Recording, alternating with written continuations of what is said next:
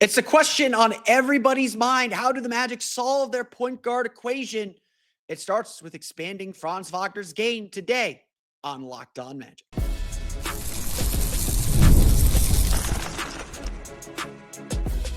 You are Locked On Magic, your daily Orlando Magic podcast, part of the Locked On Podcast Network, your team every day. And you are indeed Locked On Magic. Today is August 25th. It will be August 26th, 2025. My name is Philip Rossman-Reich. I'm the senior writer over at OrlandoMagicDaily.com, credentialed member of the Orlando Magic media since the 2012 season.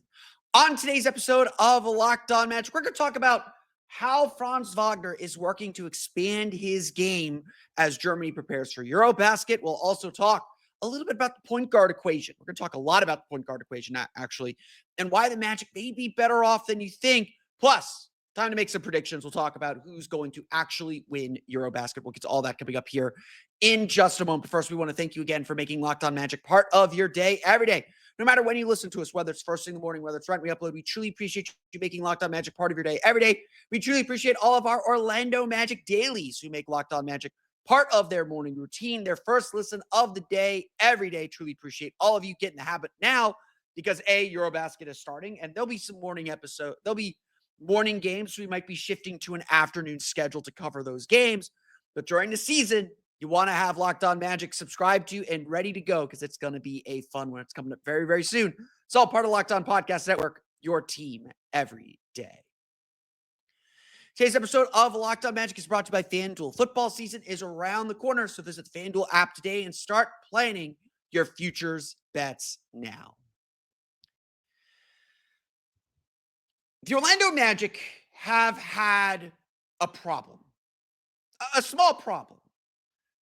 Quite simply, their offense doesn't go or doesn't go enough. And there's all these ways that we're watching the Magic's players, and we just sit there and think, this team should be better on offense. Now, look, the shooting is a big issue, and that slows things down in the half court. Paolo Banchero and Franz Wagner are really like the two only guys who could attack, especially in the playoffs. That tends to slow everything down to a crawl. That tends to make the Magic's offense just so hard to get moving, to get going. And everything that the Magic have done this offseason is about trying to just grease the wheels enough to get things going. The Magic, for all the talent that they have, certainly leave points on the board. They certainly can be a lot better offensively and can do some really simple things to be a better offensive team. And frankly, as we can see in some of these games for Germany, and to some extent the way that Germany's playing, which is not completely disassociated from how the Magic want to play, we can see that there are ways for the Magic to get even more from a player like Franz Wagner. And in fact, Franz Wagner is a great example of a player who the Magic get a lot out of. Do not get me wrong. Again, I feel like I got to say this because we're going to talk about areas that Franz can be better at. Franz Wagner is really good at basketball. He doesn't have to change a thing. Would we like him to shoot better than 25% from three? Absolutely. Would we like him to shoot better than 30% from three? Absolutely. That is an area to improve on. Franz Wagner's already really, really good. But the Magic, frankly, don't use him in one of the areas he is absolutely the best at.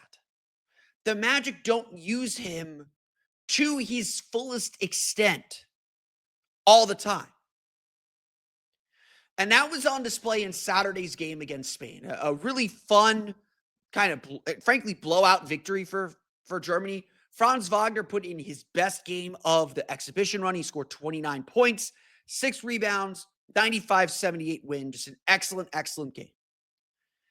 This game was not full of Franz Wagner doing anything crazy special. I mean, yes, was full of him doing things that were crazy special, but he was not like hitting step back threes or doing anything super complex. At the end of the day, like Franz Wagner's biggest strength is when he has wind behind him and an open court in front of him, he is unstoppable. Franz Wagner should be aspiring. I don't know if he's there yet, but he should be aspiring to be talked about with his change of direction and his zero step in the same breath as Dwayne Wade and Manu Ginobili. Those are the models for him. Those are the guys he's trying to be and the play style that he looks like. And again, Dwayne Wade and Manu Ginobili are both Hall of Fame players. Dwayne Wade has shot worse in his career from three than Franz Wagner has the last 2 years, if I'm not mistaken. It's a different NBA, but you can live. But he's proof that you can live in the league without a consistent three-point shot in fairly modern times. Franz Wagner is so good in the open court with court in front of him, getting downhill. His whole purpose, everything he does, is seemingly designed to get the defense just a little bit off balance so he can get downhill into the basket. It's frankly nothing super complex. It's frankly nothing super crazy. It's extremely effective, though. It's extremely good, his ability to do all these things. But the Magic don't always take advantage of it. Last year, Franz Wagner scored 1.15 points per possession in transition, according to data from Second Spectrum. He averaged only 4.6 transition points per game. That trailed only Paolo Banchero's 5.6. Wagner is one of the many Magic players who are effective in transition, but as a team, the Magic averaged only 13.8 fast break points per game. That's 25th in the league, despite being second in the league in turnover rate, an opponent turnover rate. In fact, Orlando scored only 1.11 points per possession in transition. That was 24th in the league. There's 17.9 transition possessions per game. We're 26th in the league. When we talk about pace and possessions, this isn't always what we're talking about. But in this case, yes, the Magic's inability to score effectively in transition, the Magic's inability to get Franz Wagner these golden points, the same golden points that he scored so effectively in that game Saturday against Spain. And when, the best versions of Franz Wagner, the highlight reels that we see from Franz Wagner are when he does these things. This is the version the Magic have to somehow coax. They have to somehow get this out of them. And the Magic, A, don't do it enough, but B, have the tools to do it more. Getting that many turnovers, they should get out and run. They just have to be more effective. Now, this is where the point guard question comes in. We're going to talk more specifically about what the Magic have added from the point guard question coming up in our second segment. But the return of Jalen Suggs is going to be a huge boost. It is going to be a major lift for this team. Last year, the Magic had a pace of 99 possessions per 48 minutes with Suggs on the floor. It was a team low 96.3 with him off the floor. Now, while Suggs is great at pushing the pace, one of his weaknesses is his inconsistency finishing at the rim. He scored only 1.08 points per possession in transition this year on 3.4 transition possessions per game. We all know it. His decision-making in transition can be a little spotty. But Desmond Bane is another pull-up threat in transition, another weapon that can spread the floor and keep defenses guessing where the ball is going to go. Tyus Jones scored 1.18 points per possession on 1.8 transition possessions per game last year. The Magic theoretically have added more players that can get Franz Wagner downhill, out on the break, where he is really effective. Theoretically, the Magic have gotten more players that can get Paolo Banchero to pick up his pace and get some more easy baskets. The difference between the Magic's offense struggling the way it did last year and the Magic becoming a surefire top half of the league, or certainly outside the bottom 10, which, again, we're expecting that'll happen this year. The guarantee is getting better in transition. And Franz Wagner should benefit from that as much as anybody. Get Franz Wagner more time and space downhill with the wind behind his back. That is essential to the Magic's offensive growth.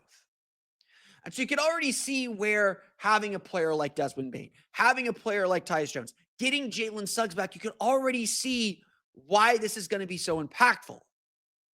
The stats also tell you, though, the Magic have more passing. We're going to talk about how that helps solve the point guard equation coming up here in just a moment.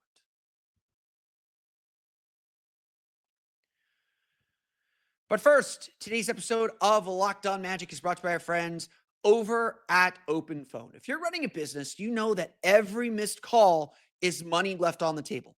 Think about the last time you had an urgent need, maybe for a plumber or service provider. If the first person didn't answer, did you wait? Probably not. You moved on. That's why you need Open Phone. Open Phone is the #1 business phone system built to streamline and scale your customer communications, all from an app on your phone or computer. Open Phone lets you manage business calls and texts from a single app. The shared inbox feature is a true game changer. Your team can jump into any conversation instantly without missing a beat, and their AI agent handles after-hour calls, answers common questions, and captures leads so you never miss a customer. Open Phone is offering my listeners 20% off your first 6 months at openphone.com/lockedonnba. That's Open Phone, openphone.com/lockedonnba. And if you have existing numbers with another service, Open Phone will port them over at no extra charge. Open Phone, no missed calls, no missed customers.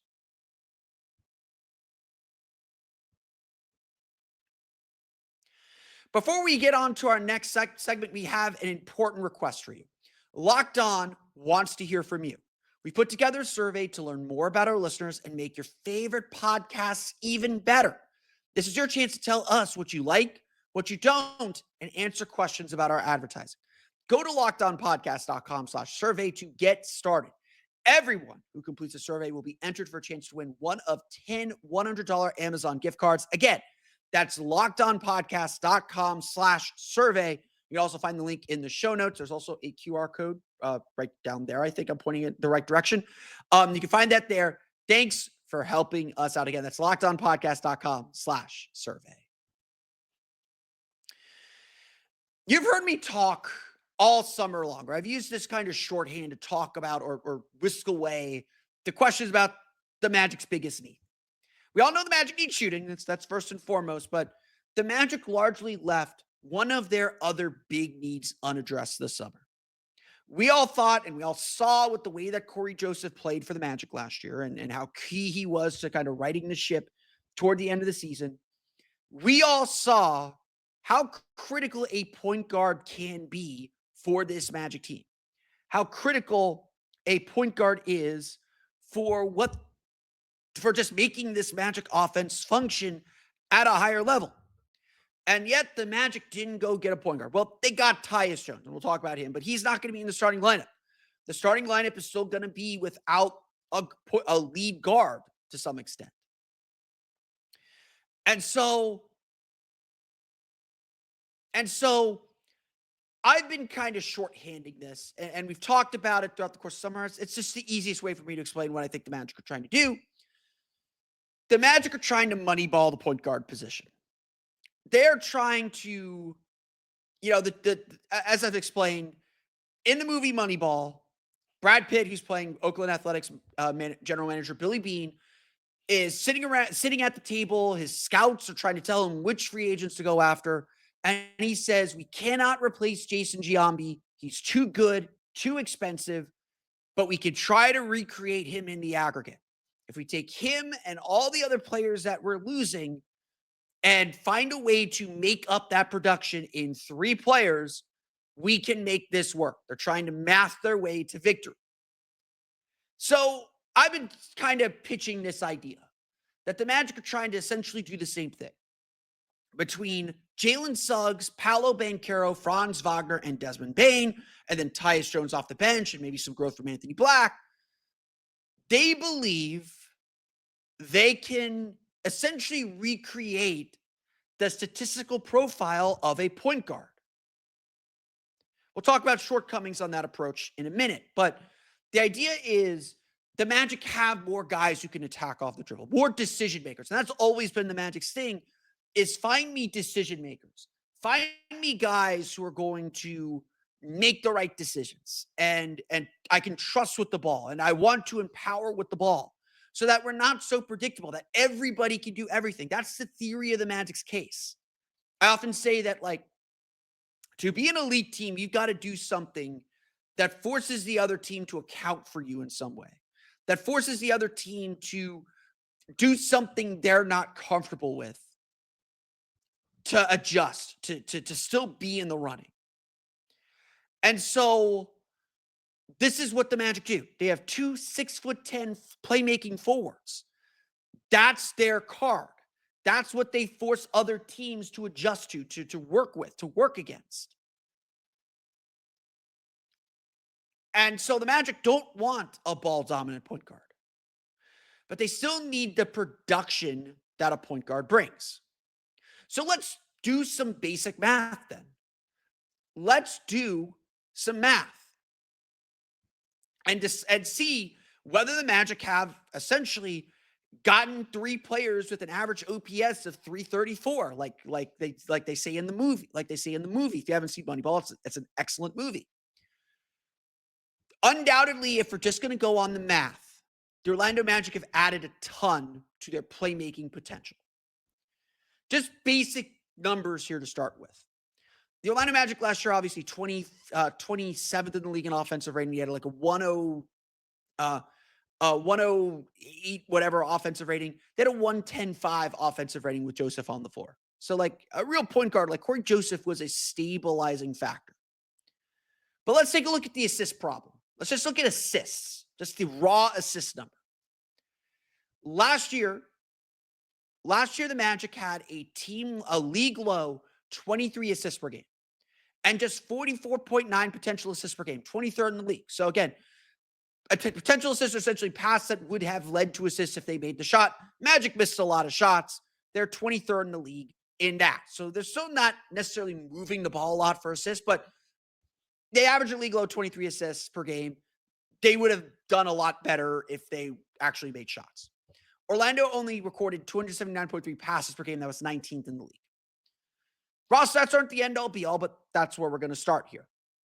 Desmond Bane and Tyus Jones each averaged 5.3 assists per game last year. They're replacing Kentavious Caldwell-Pope, who averaged 1.8 assists per game, and Cole Anthony averaged 2.9 assists per game. Just on raw totals alone, if we just leave everything equal and everyone's averaging the same number that they're averaging last year, not even accounting for making more shots, the Magic are replacing 4.7 assists per game with 10.6 assists per game. That means more passing, more ball movement. More than that, Anthony and Caldwell-Pope were kind of low-end passers. Anthony averaged only 28.4 passes per game. Caldwell-Pope averaged 25.6. Desmond Bane averaged 49 passes per game last year. That would have been the most on the Magic last year. It led the Memphis Grizzlies last year. Jones averaged 49.8 passes per game, also leading the Phoenix Suns last year. This data from Second Spectrum. So even if, before accounting maybe a slower pace that the Magic tend to play, the Magic are adding more active passers to their team.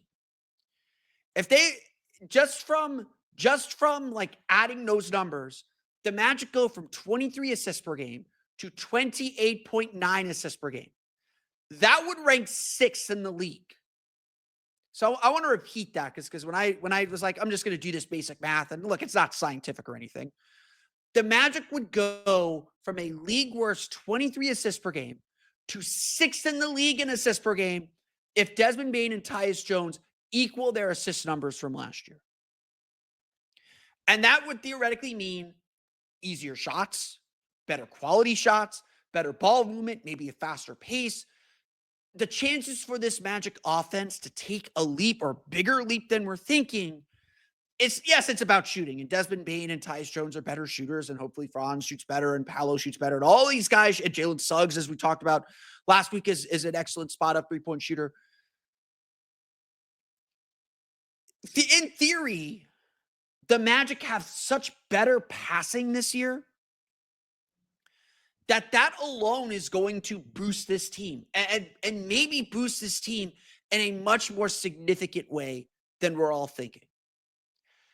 The numbers are there. Now, again, it won't translate perfectly. Tyus Jones may not play as much as he did in Phoenix last year. He may drop down to like 4 assists per game. He may dip under 5. The Magic play a slower pace. That's not going to change drastically. Memphis played very, very fast pace last year. Desmond Bane may average 4 assists per game too.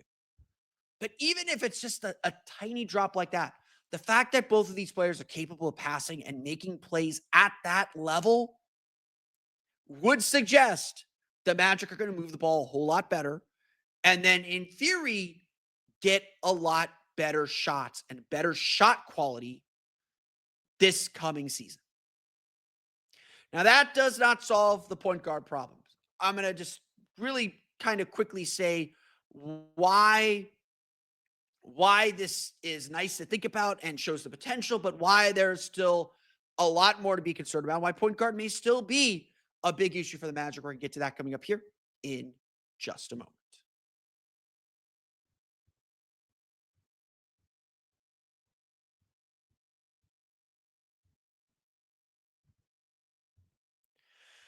But first, today's episode of Locked On Magic is brought to you by our friends over at FanDuel. It is the day that we have been talking about, the day that we have been waiting for. August 26th is officially FanDuel Futures Day, a brand new holiday for football fans who live for bold predictions and preseason hunches.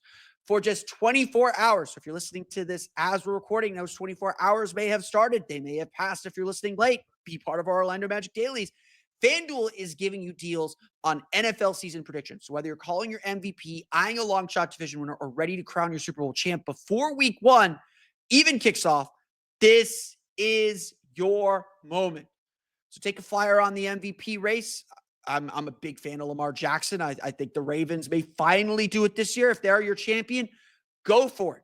Or parlay your division winner, dark horses. Like if you think the Jacksonville Jaguars are going to win the AFC South, someone's got to win it. Might as well be the Jaguars, right? They looked okay during the preseason. Visit the FanDuel app today and start planning your futures bets now, because Futures Day is one day and one day only, and it's today.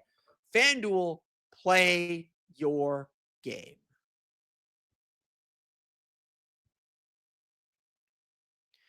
Okay, final segment here of Locked On Magic. We're going to get to Eurobasket tomorrow. I know it's on the rundown today. We're going to save that for tomorrow.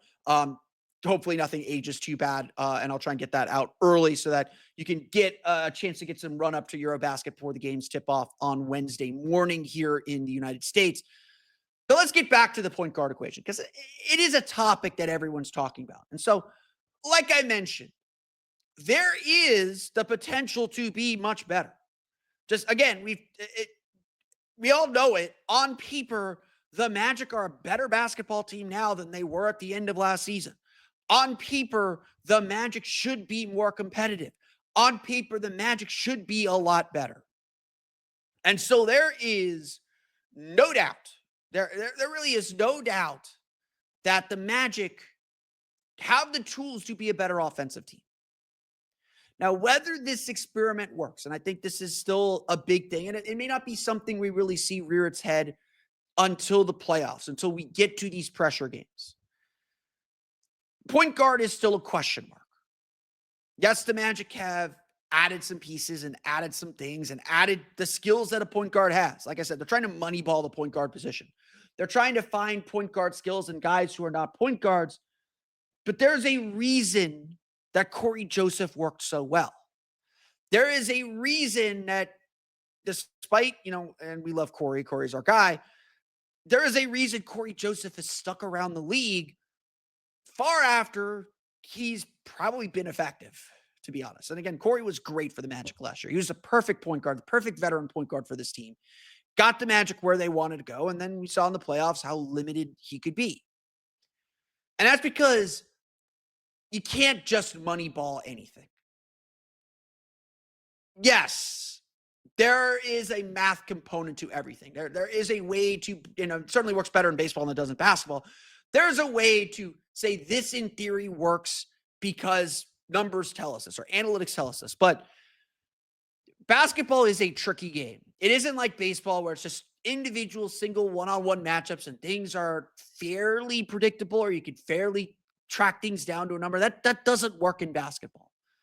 Offense leads to defense, defense leads to offense, spacing, geometry. It's all part of the equation. And there is a feel to basketball that you can't just distill to a number. The numbers don't exist or don't work without watching the game.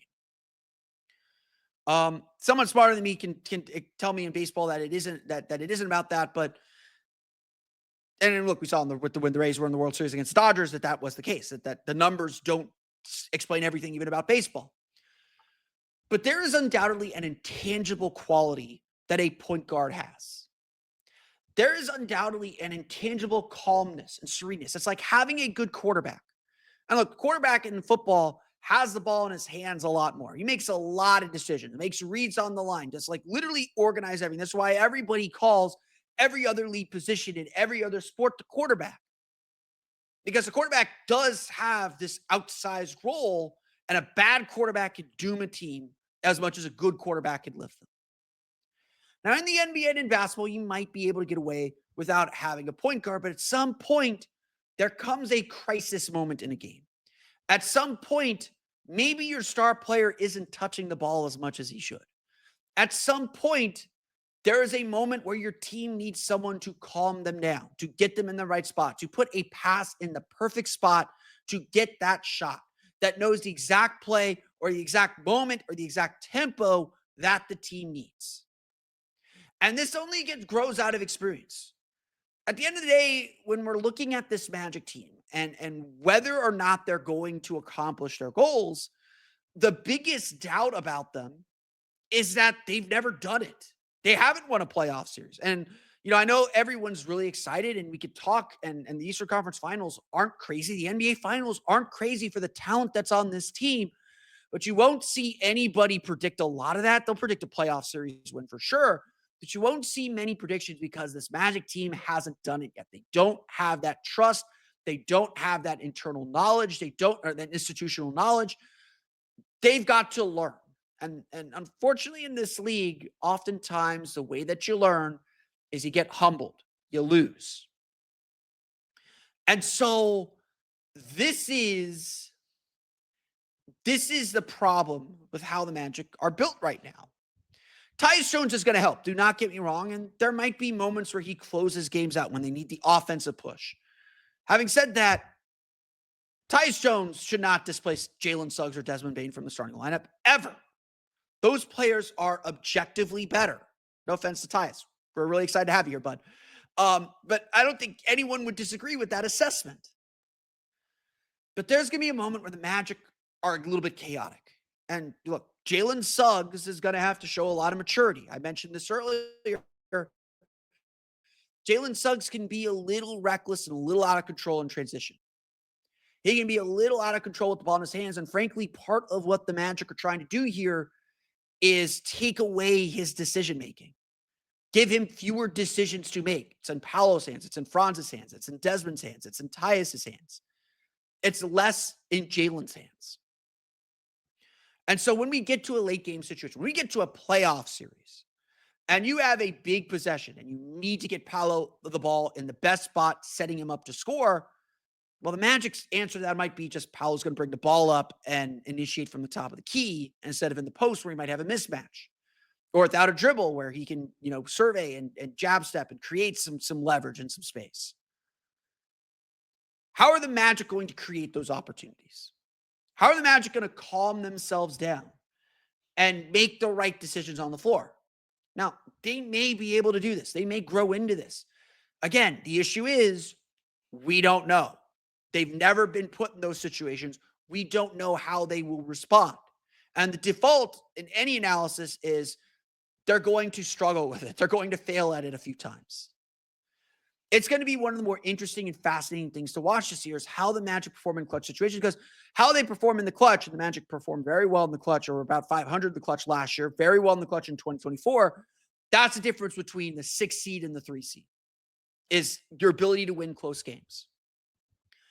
And while the Magic have shown themselves capable of winning these kinds of games, there were a lot of games, even last year, toward the end of last year, when they looked a little hectic, when they looked a little out of sorts, when they looked a little disorganized. And they could have used the intangible qualities that only come from a point guard. The Magic are still trying to solve the point guard equation. That need has not gone away. And while statistically the Magic have added a lot to their team that can supplement and add so much offensively to this team, the proof is going to be when it matters most. The proof is going to be at the end of the season whether the Magic are able to finish the job. I want to thank you all again for listening to today's episode of Locked On Magic. You can, of course, find me on Twitter at PhilipRR_OMD and on Blue Sky at PhilipRR. You can subscribe to the podcast on Apple Podcasts, Stitcher, TuneIn, Himalaya, Google Play, Spotify, Odyssey, and all the places you download podcasts to your podcast-enabled listening device. You can find me on YouTube as well. Just search for Locked On Magic. For the latest on the Orlando Magic, be sure to check out OrlandoMagicDaily.com. You can find us on Twitter at OMagicDaily. And for even more Orlando Magic content, be sure to check out my Patreon page, Orlando Magic Hub, at patreon.com/Orlando Magic Hub. Truly appreciate everyone who supported me on my Patreon page. We'll be changing up things a little bit on that page beginning next week, but I'm very excited about that and hope you will want to join the fun over on my Patreon page. Again, that's patreon.com/Orlando Magic Hub. Now that you're done making Locked On Magic your first listen of the day, go make Locked On NBA your second listen because there's no offseason. Doug, Matt, and Hayes keep you up to date on contract negotiations, rumors, and everything you need to be the most informed NBA fan. Find Locked On NBA on YouTube or wherever you listen to podcasts, all part of Locked On Podcast Network, your team every day. That's going to do it for me today, though. I want to thank you all again for listening to today's episode of Locked On Magic. On tomorrow's episode of Locked On Magic, we'll do the much promised Eurobasket preview, what Franz needs to get out of Eurobasket, what Goga needs to get out of Eurobasket, whether Germany will medal, whether Georgia will advance. We'll get to all those questions on tomorrow's episode of Locked On Magic. But until then, for Orlando Magic Daily and Locked On Magic, this has been Philip Rossman. We'll see you all again next time for another episode of Locked On Magic.